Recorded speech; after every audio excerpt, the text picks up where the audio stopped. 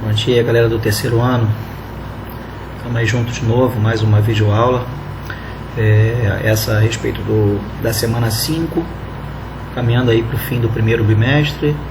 E vamos falar um pouquinho do governo Dutra, né, do general Eurico Gaspar Dutra, que assumiu a presidência logo depois da renúncia, né, do Vargas, finalizando aquela fase da era Vargas que nós estávamos trabalhando até as aulas anteriores, né, de 30 a 45.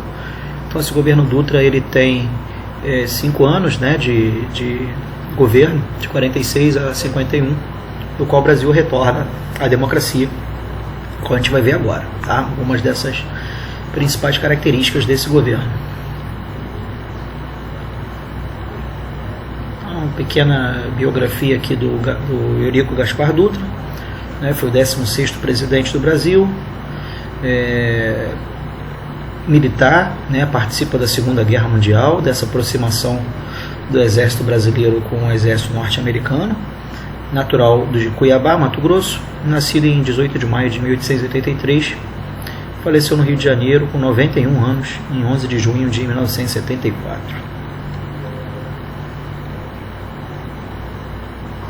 Bom, Dutra, nessa foto aqui, junto com Dwight Eisenhower, né, presidente dos Estados Unidos, marca muito essa aproximação do Brasil com o governo norte-americano, aproximação essa que foi iniciada, né, ainda no decorrer da Segunda Guerra Mundial, e que ficou muito evidente, inclusive, na influência dos Estados Unidos para o retorno à democracia no Brasil, com a saída do popular presidente Vargas, né, mesmo a contragosto da população. O exército brasileiro, do qual Dutra fazia parte, né, apoiou, não apoiou, na verdade, mais a ditadura varguista, e acaba sendo forçado a renunciar, e acontecem as eleições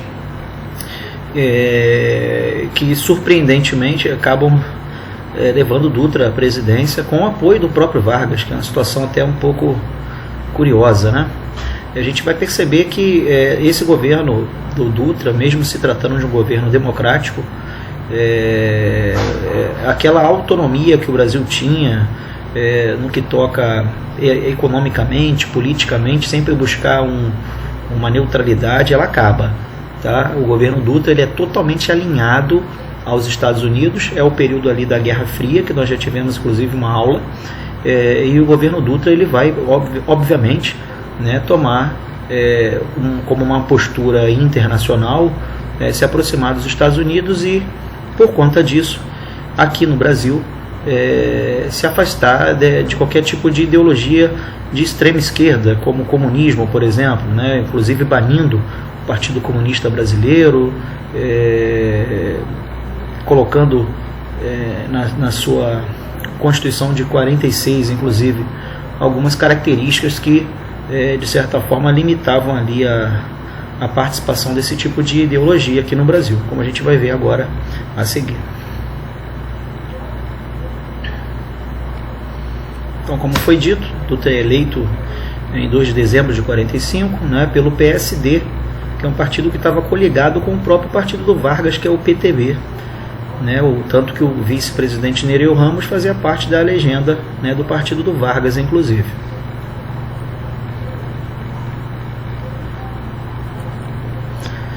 O governo vai de 31 de janeiro de 46 a 31 de janeiro de 51, do qual a gente vai ver algumas características desse governo agora.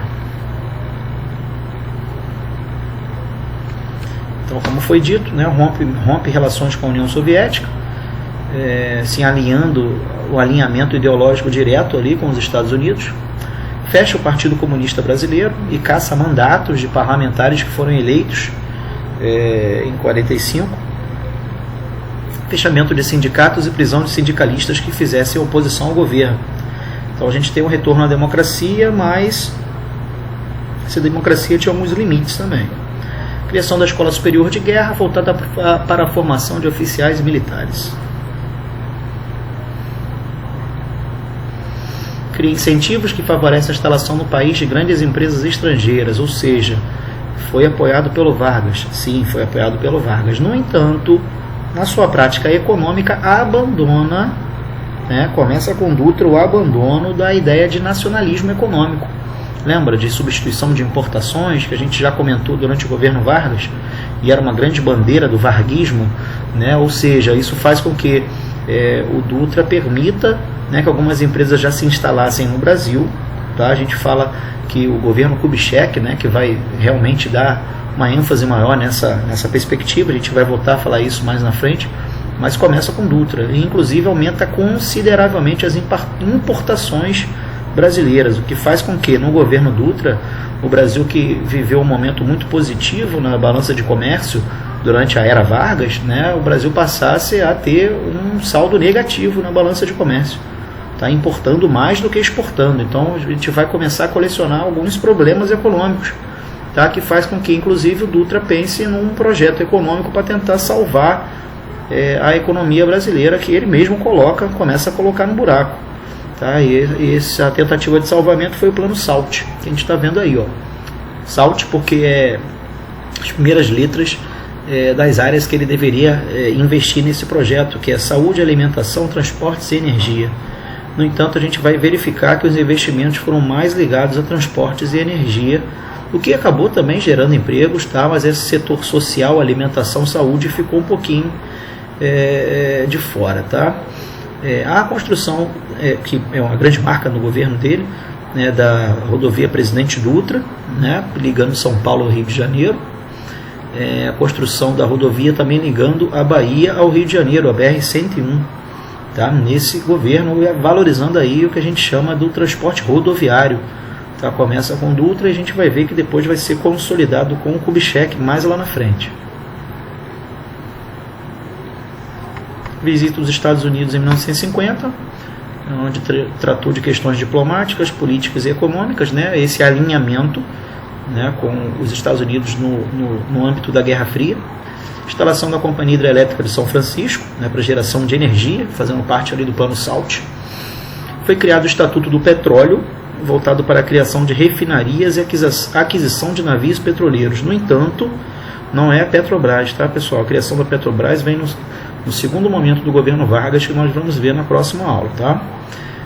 Em abril de 46, seu governo proibiu os jogos de azar em território nacional, fechando os cassinos. Inclusive, um importante aqui no Rio de Janeiro, que era o Quitandinha, em Petrópolis. Tá? Isso acabou fechando muitos empregos, etc. A Constituição de 46, né, que vem a dar lugar à Constituição de 37 do Estado Novo, tem um caráter bastante democrático, né, muito parecida com a de 34 do próprio governo Vargas, mas que não era ditatorial, e essa Constituição fica em vigor durante muito tempo no Brasil. Aqui algumas das características dessa Constituição, né, estabeleceu eleições diretas também para estados e municípios, cargos legislativos, etc. Garantiu a igualdade de todos os cidadãos perante a lei e concedeu liberdade de associação com fins permitidos pelas leis do país. Estabelece a liberdade de manifestação, correspondências dos cidadãos não poderiam ser violadas, ou seja, todas as características bem democráticas.